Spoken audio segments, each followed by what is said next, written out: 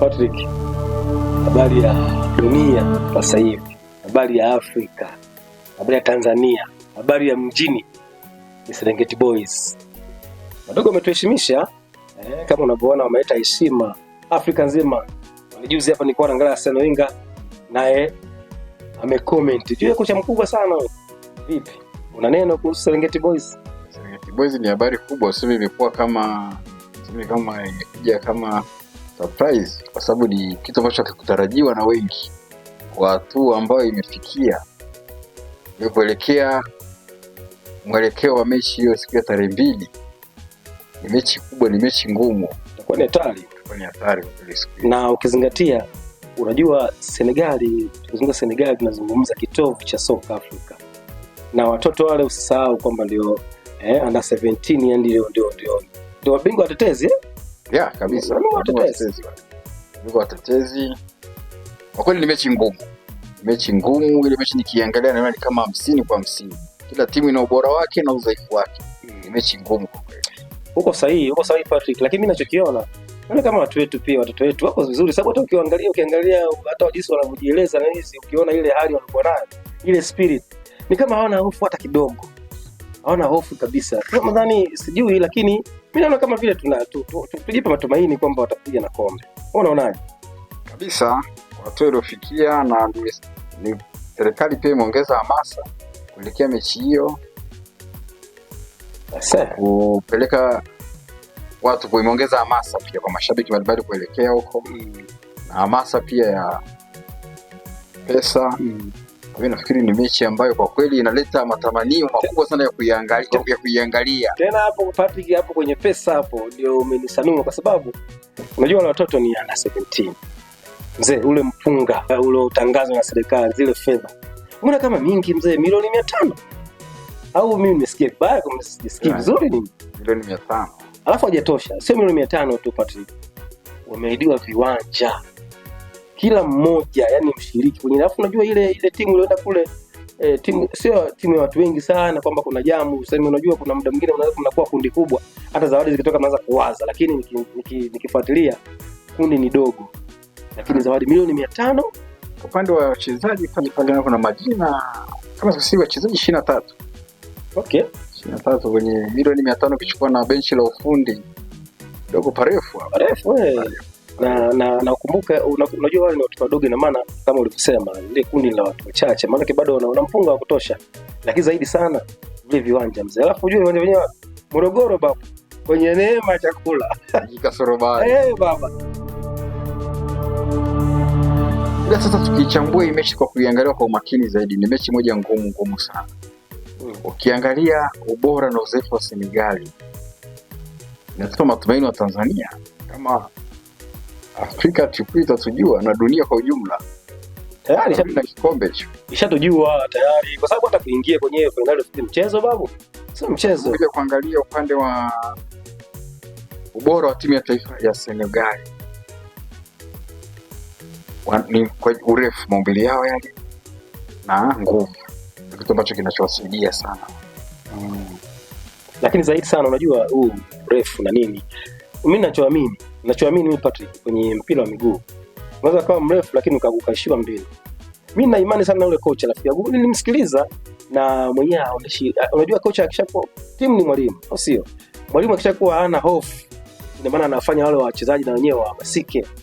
Kwa hiyo mimi kuhusu urefu, na ni kweli ukisema uko sahihi Patrick, uko sahihi sana, kwa sababu wale watoto wameshiriki, Senegali wameshiriki muda mrefu zaidi kwenye hayo mashindano na wana uzoefu wa kutosha. Lakini bado nina imani sana na watu wetu mzee, nina imani sana. Tumekuwa tunatawala sana mipira ya juu. Ni sawa, lakini tena mimi napenda, kwa sababu ila kuna kitu ambacho sijui Patrick tunafanyaje, tunasemaje, lakini naona kama kunakuwa na wasiwasi, watu wanasema kwamba ushindi mwingi ni wa penalti, matuta sijui na sijui. Unaonaje hapo? Kikubwa tukiangalia wenyewe Senegali sio kwamba ni wazuri sana, hata ushindi wao ni goli 1.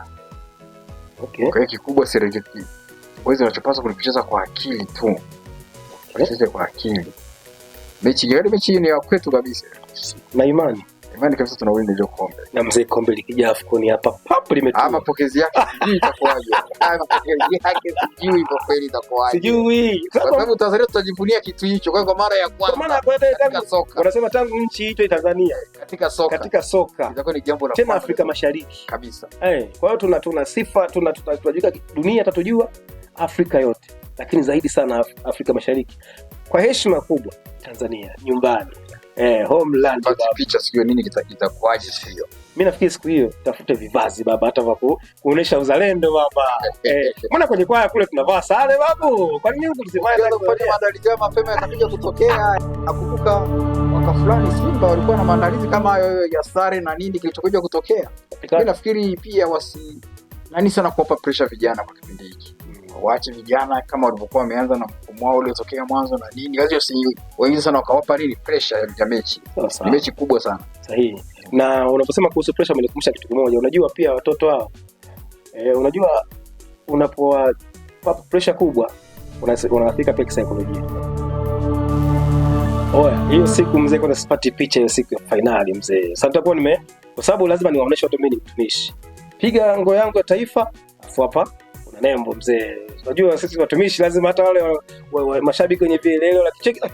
Mbona nembo ya kwaya wanakuwa kidogo wanapunguza mama mingi. Unaelewa tena? Sare ya kwaya. Hivi kwanza itakuwa ni siku gani? Tarehe 2 siku ya Jumanne. Okay. Mimi nafikiri nikiangalia siri ya kushinda Senegal kwenye mechi kulingana na wachambuzi, mfungaji wa mfunge huyu anaitwa nani? Lukman wanamuita Lukman Mbalasalu. Ndio mwiba baba, hilo jina ndiye mwiba kwa Wasenegali. Lukman Mbalasalu. Sasa anasemaje? Mbalasalu. Unasikia? Mwiba kwa Wasenegali. Unasikia anasema hivi, adui yako muombe njaa. Hata sisi hawa tunataka wasimkabe ili uchochoro watu wapite. Kwa sababu anajua kupasua ulinzi. Pasi moja. Kati hapo katikati. Na yule kiungo mshambuliaji Kiungo mshambuliaji. Mimi na imani kabisa ushindi wa Serengeti Boys upo. Baba ije hiyo Jumanne. Mimi nafikiri kwa sababu kwa Tanzania itakuwa ni jambo kubwa katika soka. Nafikiri nchi nzima siku hiyo tutakuwa mvaa t-shirt za timu na bendera ya taifa. Yaani mimi mzee, kwa sababu ni jambo la kwanza katika soka, wanajivunia timu ya taifa. Au tuambie hata na maparoko na nini wahamasishe kwaya, wazihamasishe kwa zetu tuvae kitaifa. T-shirt zipo. Inawezekana. Tunawaambia tunamshawishi maparoko, baba zetu. Hebu hamasisheni wanakwaya kwa wazee kwenye parokia zenu watinge kwanza ya kitaifa, alafu tusikengeuke sana tukaenda ambayo mwisho mkatupiga marungu kwa mitaani. Kwa hiyo itakuwa ni siku ya Jumanne, sio siku za sawa, lakini pia si uhakika tu, yani watu wajue kwamba hawa ni wanakwaya, hawa ni walimu wa kwaya, au kama walivyosema kama wenye viti sio wala nini, sio kwa kuna nembo pale kifuani. Ndio kwa mfano za jimbo zile Antonio Padua kwa mfano za jimbo na msalaba hapa na msalaba, alafu jimbo kuu Katoliki Arusha, umeelewa? Lakini yote kwa yote Mwenyezi Mungu ni mkubwa. Tuendelee kumkabidhi Mwenyezi Mungu hiyo siku ya Jumanne ili kombe lije Tanzania, iwe heshima pia. Hilo linawezekana, na mimi nawakia kabisa kombe hili safari hii linakuja Tanzania. Wala sina wasiwasi na hilo. Tuwaombe vijana wetu waweze kufanikisha hilo na kututoa kimasomaso. Amen. Nafikiri usiku wa Jumanne wa tarehe 2 kuamkia tarehe 3 pige cheers, itakuwa ni mtikisiko mkubwa. Na tukishashinda tutoe sadaka ya shukrani baba, kwa sababu Mungu akishajibu maombi lazima kushukuru mzee baba kabisa. Kabisa. Basi tuseme amen. Amina.